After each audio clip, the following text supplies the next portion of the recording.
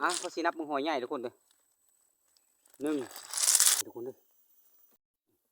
ยิ้มโตยังเอาคึบหอยทุกคนเลยไต่คอนไปแล้วดิสามพบอยู่แล้วได้ป่ะนี่สอง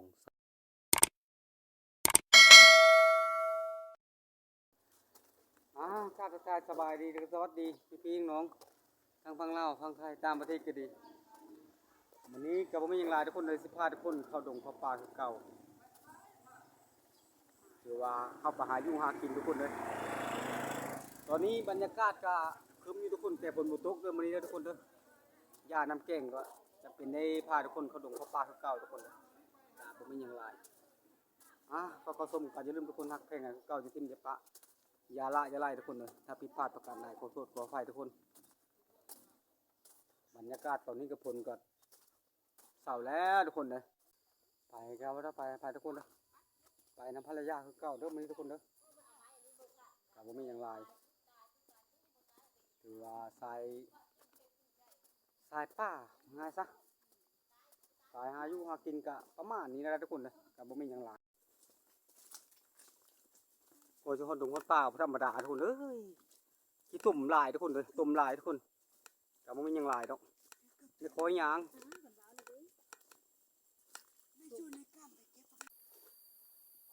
ยังมาหอดดงอยู่ทุกคนเลย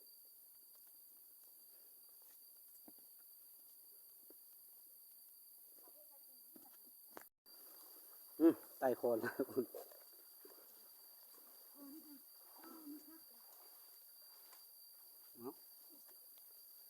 ก่อนจะหอดดงหอดป่านี่ก็ความน้ำความในทุกคนเลย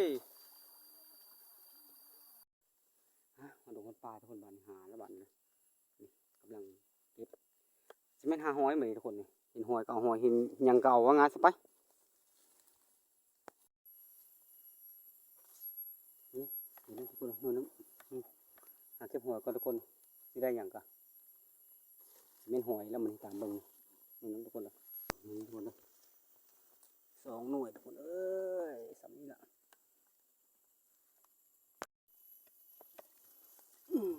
3 หน่วยทุกคน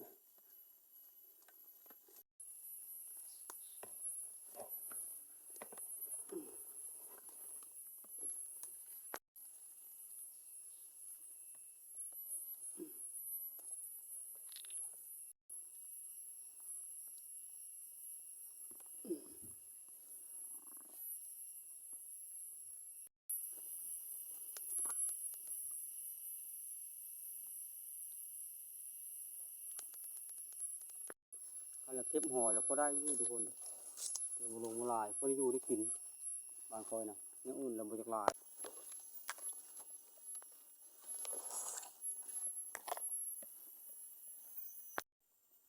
ในหอยใหญ่ทุกคนเลยทุกคนหอยเลยอยู่บ้านคอยเอิญหอยเลยทุกคนนี่เด้อหอยเลยโอ้กินแซ่บทุกคนเลยเจียวพริกมะนาวโอ้ยหอยน้อยทุกคนหอยหอมหอยเก็ดบ้านคอยเอิญทุกคนโน่นนี่พื้นไม้ทุกคนพื้นไม้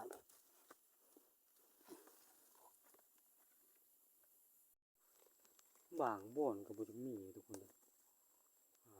ธรรมดาบางบ่อนก็มีอันนี้เห็นทุกคนเลย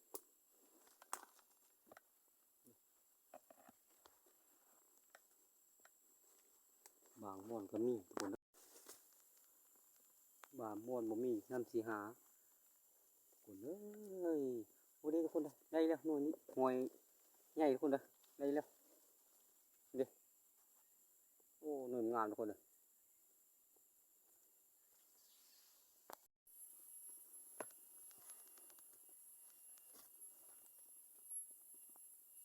ป้าหนุ่ยติดอยู่ตัวปลายไม้ทุกคน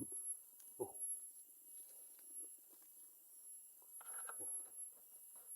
ถึงวะเอาถึงเลยโอ้โหทุกคน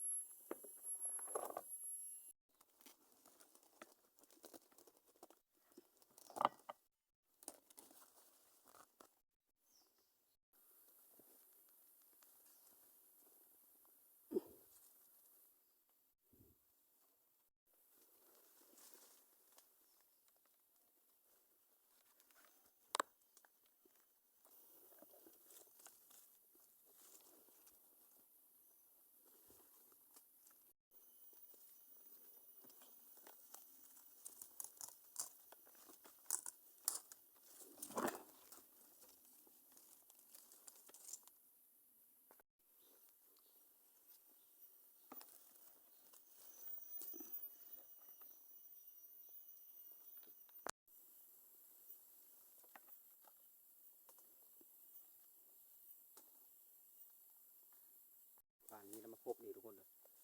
ในขยะเดี๋ยวไปนะการหาหอยนี่ก็ได้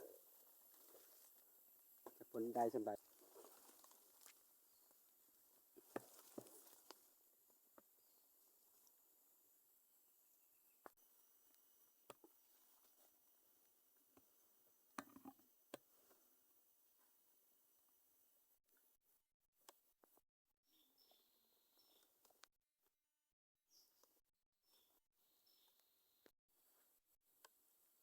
เห็นหอยใหญ่ทุกคนเลยเด็กภาคจมูกทุกคนเลย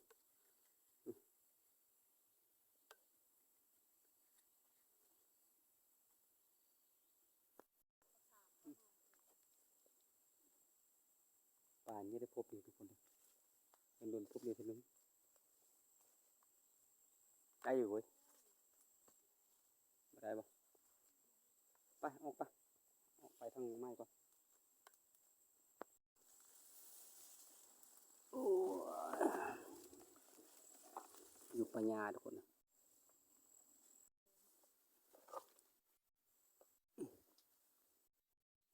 นี่สองลูกทุกคน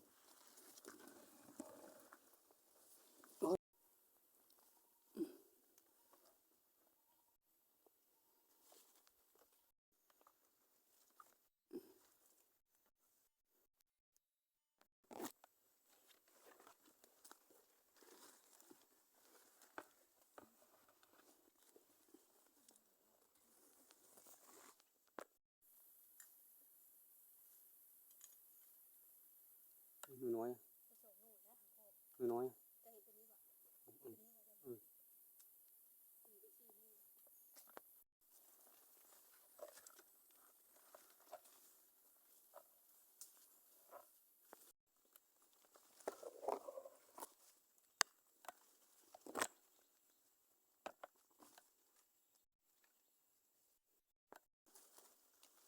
โอ้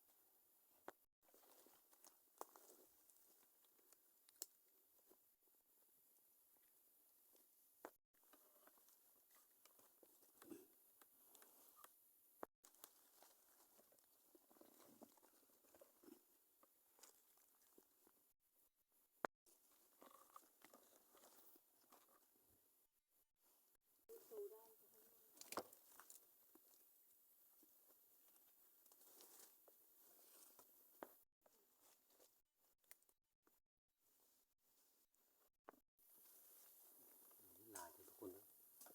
หนึ่งสองสามสี่บนเดียว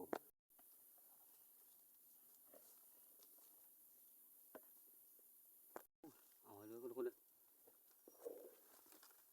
เดี๋ยวทุกคนหอยเลย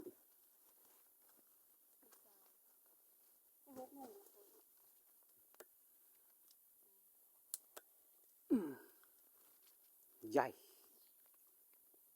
ภรรยาเขาช่วงที่ได้หลายตามมึงไม่ได้ไปมันเป็นพบอยู่อยู่นี่ไม่ได้ไก่แล้วทุกคนเลย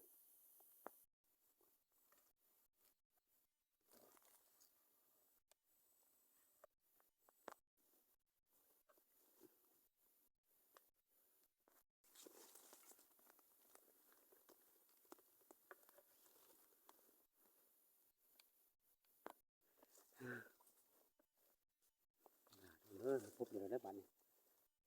เราก็ได้ทุกคน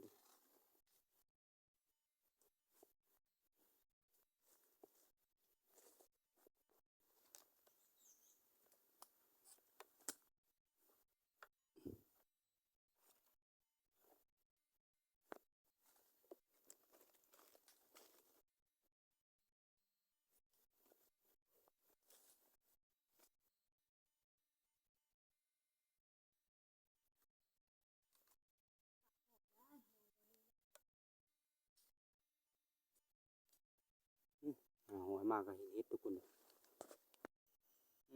หอยมากก็เห็นเห็ดทุกคนเลยเห็ดปุขาวประมาณนี้ทุกคนเลยเป็นดอกเด้1 2 3 4 5 6 7 ดอกงามคุณเอาแล้วเบิดทุกคนเลยปาดปะ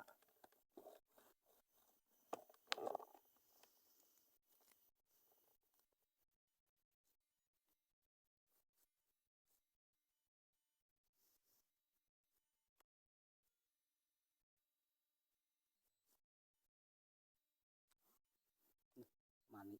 นี่ทุกคนเลยดีได้นี่กำลังป่งทุกคนเลยงามเลยทุกคน